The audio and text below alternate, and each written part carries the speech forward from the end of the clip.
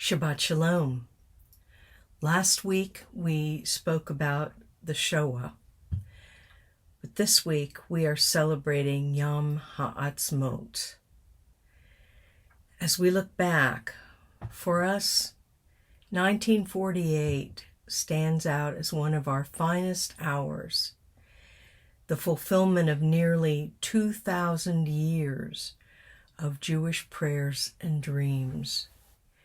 Tiny, beleaguered Israel heroically stood up to the vastly superior forces of 5 neighboring Arab nations as we struggled once again after nearly 2,000 years for our right to exist as a sovereign nation.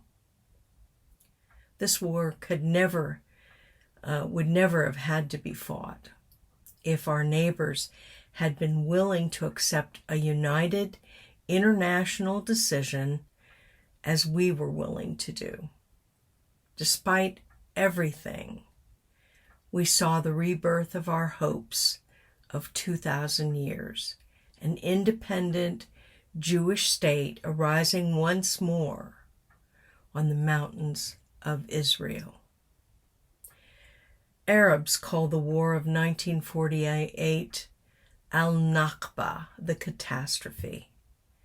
They and their revisionist friends, of whom there are many, describe this as the occasion when colonizing Zionists with their international collaborators expelled hundreds of thousands of Arabs from their historic homes and turned them into refugees. They conveniently forget that the surrounding Arab nations forcibly evicted nearly 1 million Jews, some of whom had lived in these areas for millennia, dating back as far as the Babylonian-Persian exile we read about in Daniel and Esther. From homes and businesses they will never see again, they were evicted, and they were never given any reparations and no long-standing victim status as with the so-called Palestinians, many of whom had lived in the area fewer than 2 or 3 years and had actually come there because the Jews had created work opportunities. Unlike the Arabs, many of whom left voluntarily, something you don't hear, with promises from their leaders of a quick return and, of course, additional land, Jews evicted from Arab states mostly found a new home in Israel, and they made a new life for themselves. Arab refugees, the only people group allowed by the UN to carry this status onward for generations. Now, see, my grandparents were in a sense refugees from Poland, but I don't consider myself one, nor did my father. These people were kept in camps by their own Arab people instead of being allowed to become citizens of other Arab nations from which they had originally come. History and archaeology confirm a continuous Jewish presence in the land of Israel since the days of Yehoshua, 1360 BCE. At times our presence, we were a minority, persecuted, terribly impoverished, but we've always been there. In the 1800s, wealthy Jews from the West, like the Rothschilds and the Montefiore family, began to buy land from the Ottoman Turkish owners. Much of the land was vacant, desolate, and even swamp infected, of no use to anyone for any purpose, with nothing much growing anywhere as we know from eyewitness accounts of the time. The goal of these Jewish visionaries was to bring Jews, especially the impoverished, persecuted Jews of Eastern Europe, to settle and rebuild the land, to bring a people without a land to a land without a people.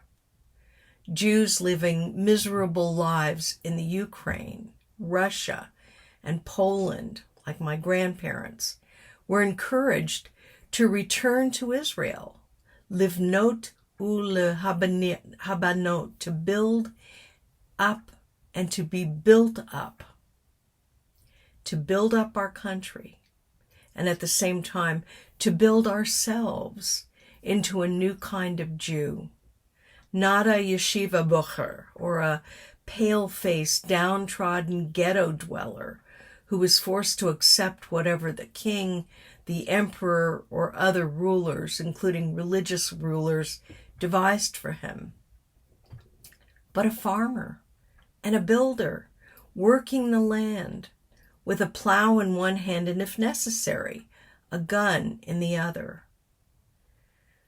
Jews were given great hope by the 1917 Balfour Declaration, which some are trying now to repeal, or even worse, to apologize for.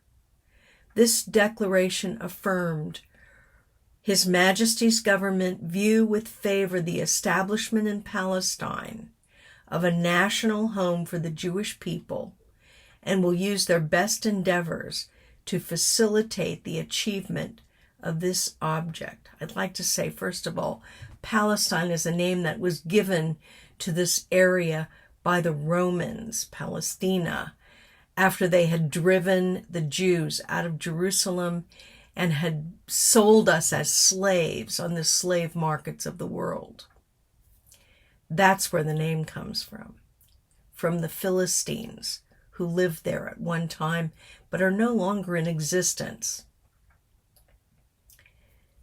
In 1922, the White Paper, also called the Churchill White Paper, issued on June 3rd, was the first official manifesto interpreting, but actually reinterpreting, the Balfour Declaration, following investigation of the so-called 1921 disturbances.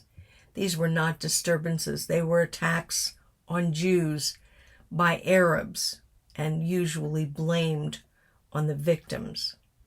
Although the White Paper stated that the Balfour Declaration could not be amended and that the Jews were in Palestine by right, it petitioned the area of the east of the Jordan River away from any further Jewish settlement and without authorization from any international body. Yet strangely enough, no one protested, and no one talks about that today. This land, 76% of the so-called original Palestine Mandate, was renamed Transjordan and given to Emir Abdullah ibn al-Hussein, who was born in Mecca, the second son of Hussein ben Ali, Sharif Emir of Mecca, supposedly for service to the British during World War I, but in reality to keep peace in Arabia between warring families. In the late 1930s, as anti-Semitism spread over Europe, Britain categorically refused to allow open immigration by beleaguered Jews to our ancestral home. Before, during, and after the Shoah, Jews were frustrated by the steadfast British intransigence and extreme hardness of heart, condemning many thousands, perhaps more, of our people to death. By 1947, there were 600,000 Jews living peacefully in the land of Israel, They were living on land that had been legally acquired by the Jewish agency, mostly from absentee Turkish landlords. Most of the Arabs living there had come after 1900 from the surrounding countries of Egypt, Lebanon, Iraq, and even Arabia. They had immigrated in response to job opportunities offered by Jewish entrepreneurship and energy, jobs which had not been there before the Jews arrived. In 1947, the United Nations voted to partition what was left of Palestine, that last 24%, into two states, one Jewish and one Arab. This would have meant a tiny Jewish state without Jerusalem and without borders virtually impossible to defend. But we accepted the UN proposal. The Arabs unanimously rejected it. They wanted all the land and no Jews. In May of 1948, the formation of a Jewish state in accordance with the UN's vote was announced.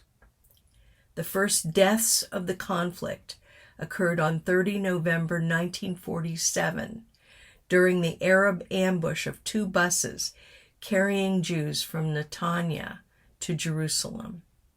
The Arabs rejecting the UN proposal were aided and abetted by the departing British. The British callously did not believe Israel would survive and thus turned everything that they had, everything they controlled, over to the Arabs.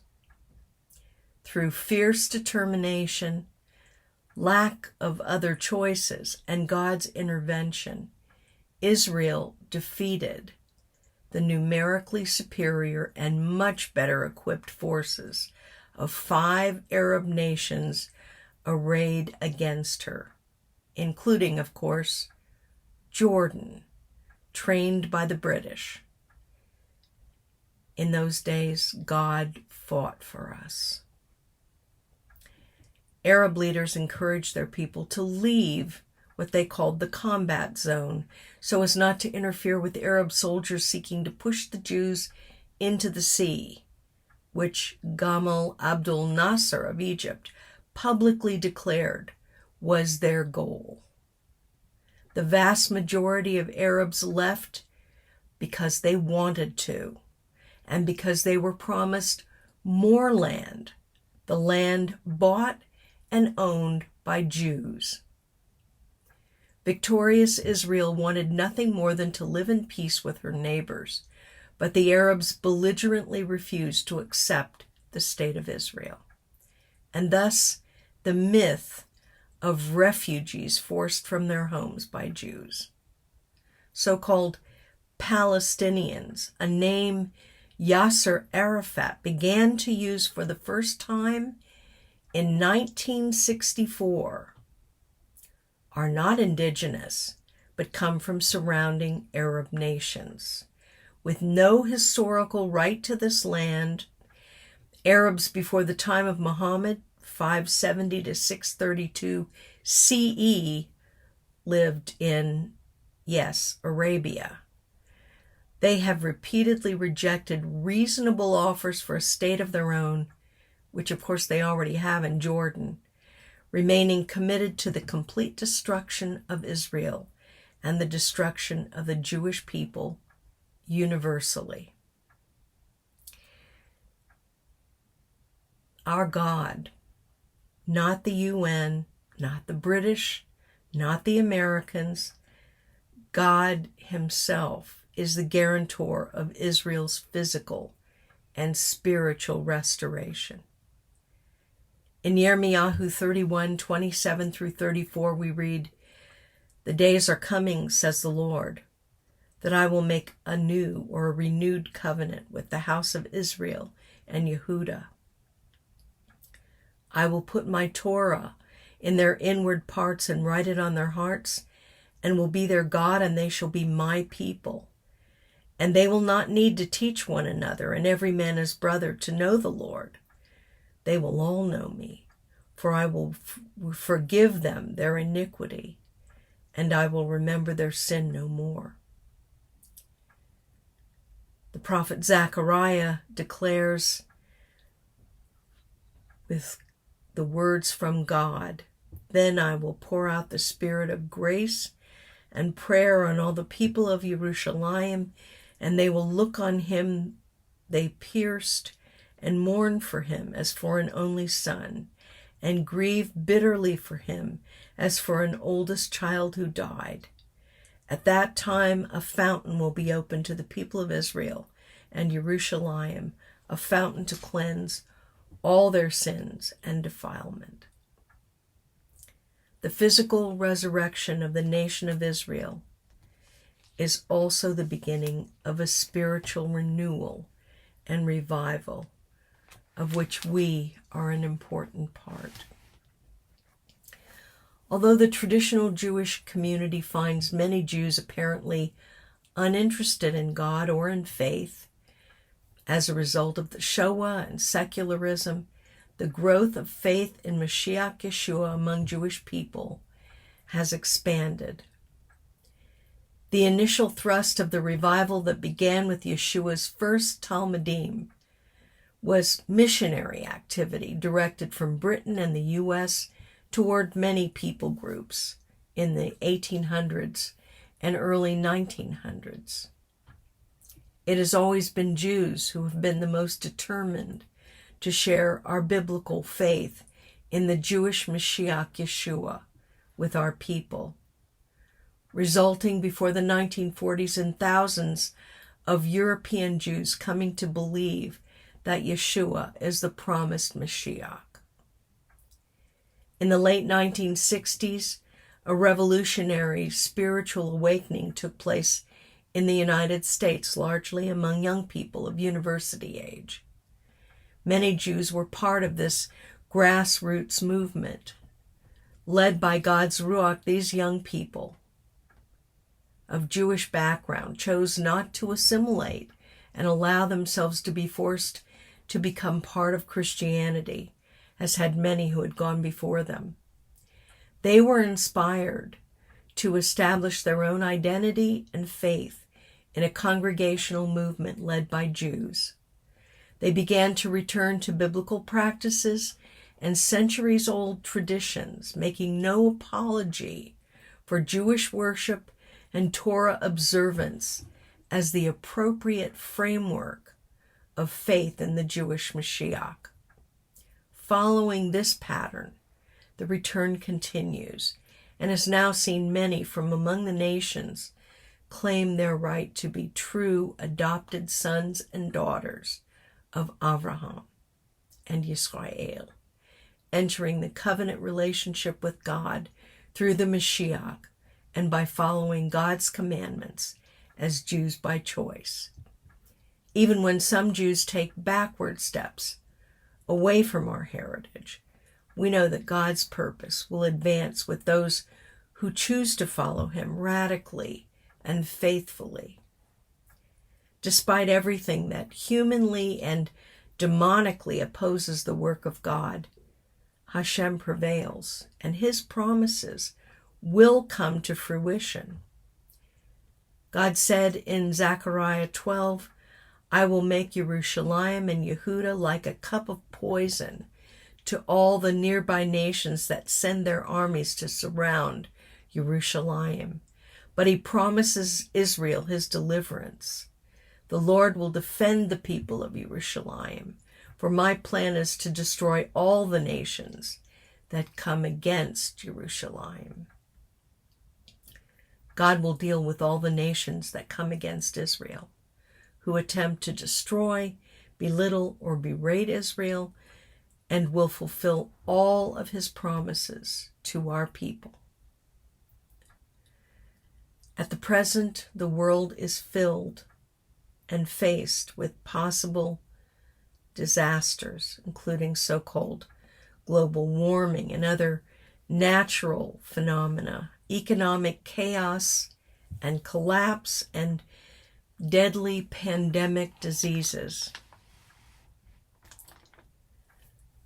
But the greatest and most imminent threat to the world is war in the Middle East, likely to be started either by Iran or Syria.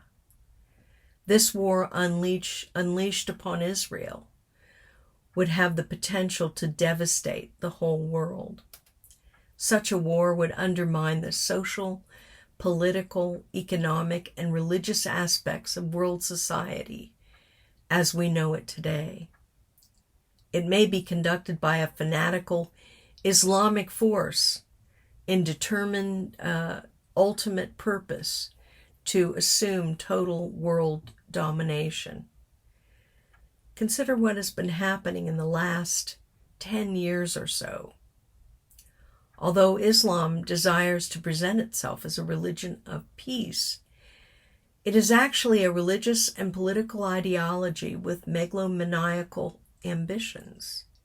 Since its inception, Muhammad and his God, Allah, have planned to transform the world into an international enclave of Islam. What does Islam mean? Do you know? It literally means submission to the will of Allah. Allah is not another name for the God of the Scriptures. He is in fact Hasatan, the destroyer, chosen by Muhammad from among the deities his people originally worshipped. Hasatan is the real power behind the Islamic plan, and the only power that can withstand and defeat him is the God of Israel. No human political power can defeat the determined objective of Islam or stop its forward march as it conquers nations, not by war, but by assimilatory conquest, feeding upon the weak. This is what Muslims see as their destiny. Only the authority of the one true God can achieve victory over the principality of Allah, the God of this world. Zechariah predicted this war some 2,500 years ago. He also prophesied that in its aftermath, the long-awaited Jewish Mashiach would appear again to Israel. This miraculous appearance will totally transform Israel and subsequently introduce a new era of peace and prosperity as Mashiach reigns over the whole earth. God's glorious light will arise over Jerusalem, and all the nations will come to recognize God's presence there. This horrendous clash of ideologies is inevitable, just as all the representatives of Hasatan have always warred with the people of Hashem. Yet many seemingly intelligent people, religious leaders like the Pope, and international political leaders like Joe Biden are unwilling to acknowledge this.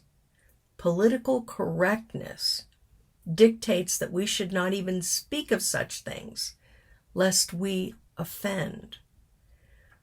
But it is absolute foolishness to capitulate to such ideas, leaving us totally unprepared for events that are already happening and will forever change the world in which we live.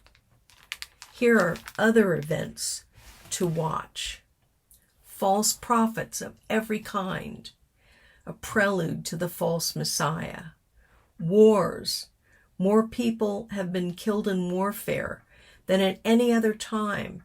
Devastating weapons of mass destruction are now available, and for the first time in human history, we have the capacity to destroy ourselves. Famine is a constant in Africa, especially in Ethiopia and Sudan, and a large portion of the world's 5 billion people are undernourished. Earthquakes, the number and intensity of earthquakes is at a level higher than at any other time in known history. By contrast, in the years 1890 to 1900, there was only one major earthquake in the world. Mattatyahu 24 says that all these things are merely the beginning of birth pangs. COVID-19 made the whole world painfully aware of how fragile human beings really are and how easily we are overwhelmed by an outside force. We will see an increase in the intensity and severity of these indicators, as when the contractions of a pregnant woman grow stronger when the delivery approaches. We note the existence of a 200 million man army in the East, and a possibly less than benign desire for world domination. We're seeing here fulfillments of prophecy. One of them is this, and these are the prophecies required to be fulfilled for the end of days. According to Hittigalut 9:16, this large army from the east is a prerequisite for the end of days. At no time in history has an army of this size existed until the Chinese army reached that figure in the 1960s. We see redevelopment of the Roman Empire. Read Daniel 2 for yourself. The toes of iron may be the original 10-member nations of the European Economic Community formed in the 1970s. The clay is the second tier of member nations, but we know how unstable clay is, easily breaking apart, chipping, etc. The nations of Europe since the Roman Empire dissolved have never adhered or formed one empire, but continue as separate nations or nation groups like the Holy Roman Empire and the Austro-Hungarian Empire, until Benelux, the European Common Market, and now the EU. Was Brexit the beginning of the end of the EU, or just the beginning of something more ominous? Restoration of one pure language, Hebrew, to Israel. In Zephaniah 3 we read, "For then I will turn to the people of a pure language, that they may all call upon the name of the Lord to serve him with one consent." Prior to the restoration of the nation of Israel, Hebrew was a language of the synagogue only, officially a dead language with several variations: Ashkenazi, Sephardi, Mizrahi. Yiddish was the language common to most Jews 120 years ago. But God revived the Hebrew language through almost single-handedly one man, Eliezer ben Yehuda, along with the revival of his people. The two are inseparable. A new mikdash will be built in Jerusalem. This is not the temple that will be built for God's presence to inhabit during the reign of Mashiach on earth, described by Yechezkel. Daniel 9:26 blueprints for this temple are ready, and there are several possible scenarios that might make building possible. Miracles and persuasion by the false Messiah and his prophet could convince the Islamic world to approve the building site side by side with the mosque. Some archaeologists believe that the Temple Mount is actually 340 feet south of the Dome of the Rock site. If this proves true, the building could begin any time. The court that is left out may refer to the building of the temple around the Dome of the Rock. See Hittigalut 11:2.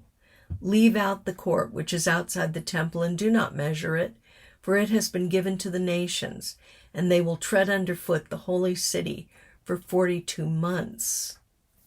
After God's supernatural destruction of Gog and Magog, which may be Russia, or a combination of Russian and Islamic armed forces, worship and zeal amongst Jewish people might encourage the reconstruction of this temple. Many are impressed with a group in Israel called the Temple Mount Faithful, who have now obtained or created all of the clothing, the instruments, and the other equipment required for temple worship, even consecrating Kohanim, although no one today can know his or her lineage. They have made repeated attempts to lay the cornerstone of a new temple. The appearance of a red heifer.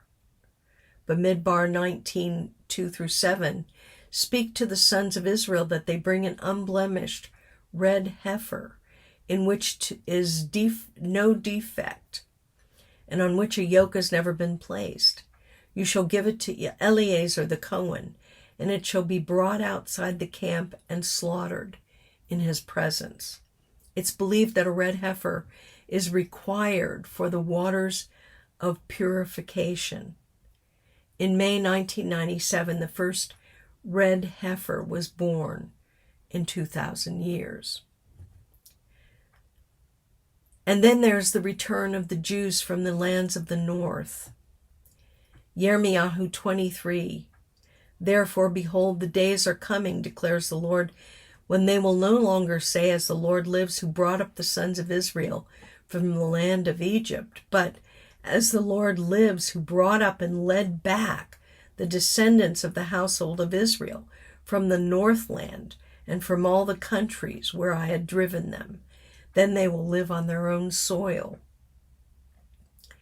In the 1970s and 80s, a mass exodus of Russian Jews to Israel surprised everyone, possibly not least of all the Russian government that allowed them to emigrate. Russian Jews are now the single largest ethnic group in Israel. Another sign is an increase in information and travel. In Daniel, we read, Daniel concealed these words and seal up the book until the end of time. Many will go back and forth, and knowledge will increase. More discoveries have been made since 1900 than in all of human history combined. 90% of all the engineers or scientists who have ever lived are still alive today. To view the increase of information, one has only to look at the internet. To observe the extent of travel, visit Heathrow Airport any day of the week and witness flights to every point of the globe. Another sign, the return of the Jews of Ethiopia. Zephaniah 3, from beyond the rivers of Ethiopia, my worshipers, my dispersed ones, will bring my offerings. In 1984 and 1991, with the aid of the U.S., airlifts returned Ethiopian Jews to Israel after thousands of years of exile and persecution. Today, nearly all Ethiopian Jews have been restored to their own land, with the exception of some who believe Yeshua is Mashiach and those who have been assimilated, but are still acknowledged as of Jewish descent. Another sign, instant communication around the world. Hittigalut 11, and I will grant authority to my 2 witnesses, and they will prophesy for 1,260 days, clothed in sackcloth. When they finish their testimony, the beast that comes up out of the abyss will make war with them and overcome them and kill them, and their dead bodies will lie in the street. Those from the peoples and tribes and tongues and nations will look at their dead bodies for 3.5 days. Modern communication would provide a window for people everywhere to view these events, something that was impossible before the late 20th century, but which is now commonplace. In fact, events taking place anywhere can be viewed universally in real time. What does God say about these things? In Luke 21, Rav Yeshua declares, when these things begin to take place, straighten up and lift up your heads, because your redemption is drawing near. What should our reaction be when we see these things taking place? God is telling us that we should not be fearful. We should trust Him in the knowledge that our deliverance is near. Rav Yeshua tells us to stand up straight and lift up our heads. Your redemption is near. But what did he mean by this? God is our Redeemer. He has promised the redemption of Israel and of all those who are part of the nation and people of Israel by faith. Redemption comes through the return of Mashiach Yeshua. Our people will cry, Baruch haba b'shem Adonai, just as Zechariah tells us, and they will know their Mashiach as if they have always known him. Yes, we know that calamitous events will continue to take place before that, but we should be prepared, prayerfully encouraging one another daily. You see, this is why we need the support of a synagogue community. We must encourage one another as we tick off the events yet to come before the end. And we should rise each day believing that God has everything in hand, including the lives of each one of us. Yov declared, as for me, I know, not I hope, I know that my Redeemer lives, and at the last he will take his stand on the earth. Even after my skin is destroyed, yet from my flesh I shall see God, whom I myself shall behold, and whom my eyes will see, and not another. Our future glory will overwhelm any terrors that might come first, and which should not terrify us. King Mashiach will rule and reign, aided by those who've been faithful to him in this life. Israel will be fully liberated from the power of her enemies. Most importantly, Israel will be fully revived, restored, and renewed. Physically, spiritually, revival and restoration will culminate in the return of the visible presence of God, his Shekinah, to his people and to the temple which we will build for the reign of King Mashiach. All Israel will be redeemed and restored, not just a remnant. God will truly be the God of Israel, and Israel will truly be the people of God. God has an eternal relationship with the physical nation and people of Israel, including both natural and adopted children of Abraham, Jews by birth and by choice.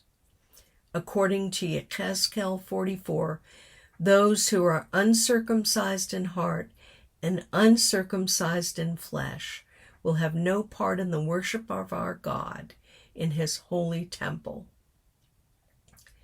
The uncircumcised, by their act of remaining uncircumcised, demonstrate that they reject and do not honor and obey God and his commandments. Faithfulness to God will be rewarded, as exemplified by God's choice of the descendants of Zadok as Kohanim Hagadolim in Mashiach's Mikdash. Finally, with all these things in mind, how should we live our lives today? We should consecrate and reconsecrate our lives so that we will be found faithful. God knows who serves him.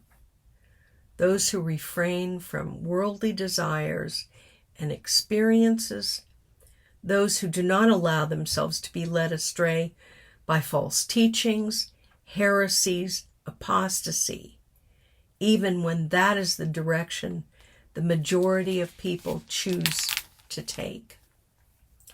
Our worship must be God-centered, just as the temple without the presence of God was empty. So our worship is empty if we do not enter into God's presence with pure hearts, undefiled by the world and its desires, cleansed by the blood of Mashiach Yeshua, sanctified unto mitzvot and mishpatim. For that which we do to have value, it must be done with the proper motivation and the proper attitude.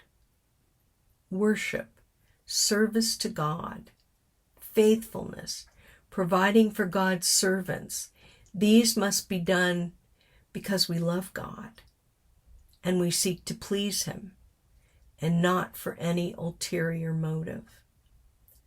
Let us look to the future for ourselves and our people with the assurance that comes from trusting God fully and believing that what he has planned for us is beyond anything we can even imagine.